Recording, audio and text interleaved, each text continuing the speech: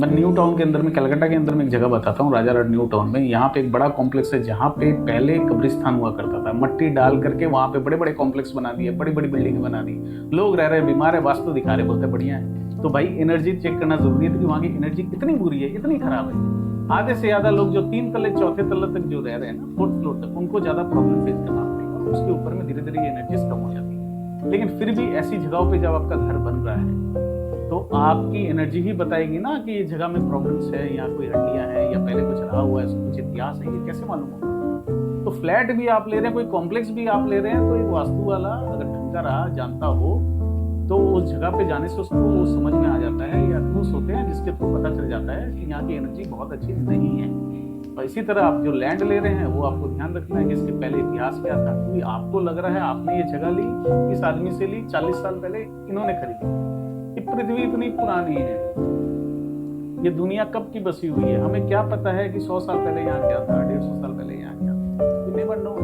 सो जमीन की ऊर्जा इतनी ही वाइटल है। अगर ये जमीन सही है, आपकी ऊर्जा सही रहेगी, आपके काम बनेंगे, ऐसी बात नहीं है। अच्छा ले लिए।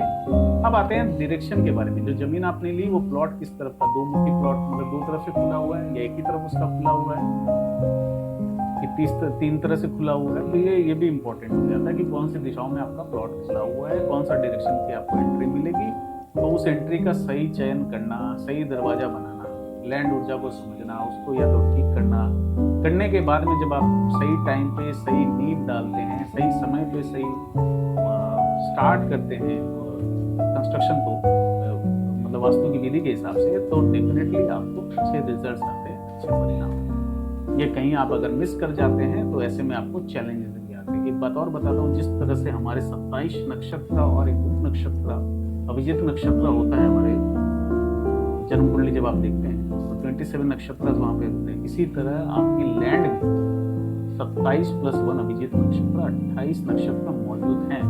अब मान लीजिए मेरे लिए कोई नक्षत्र अच्छा है, कोई खराब है। से किसी के लिए पुष्य नक्षत्र का जन्म, तो उसके लिए मान लीजिए विशाखा नक्षत्र बहुत बढ़िया हो गया, या चंद्रमा का नक्षत्र अच्छा हो गया, या शुक्र का नक्षत्र अच्छा, लेकिन सूर्य का नक्षत्र अच्छा नहीं है, या मंगल का नक्षत्र अच्छा नहीं है, केतु का नक्षत्र अच्छा नहीं है। अब आपने लैंड ऐसा ले लिया है जो कहीं ना कहीं आपने दरवाजा गलतियों से ऐसा चयन करके रखा है जो वो नक्षत्र के साथ फिट कर रहा है, या तो वो एरिया आपने इतनी ओपन छोड़ी हुई है जो वो नक्षत्र के साथ कनेक्ट कर रहा है।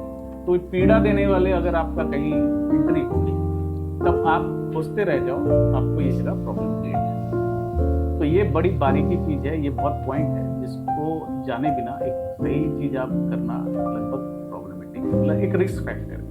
तकदीर रहा तो आप सही करेंगे, तकदीर नहीं रहा तो आपको प्रॉब्लम हो सकती है। तो देखने के इतने सारे तरीके हैं, आप देख करके आप जब कंस्ट्रक्शन करते हैं as per your birth chart, जो आपको दिशा सूट करती हो, जो जगह आपको सूट करती हो, तो फिर वो गारंटी देते हैं कि वो फिर आपको लाइफ में उपलब्धि आएगी। इस तरह से एस्ट्रोलॉजी काम करती है, इस तरह से एनर्जी काम करती है, इस तरह से वास्तु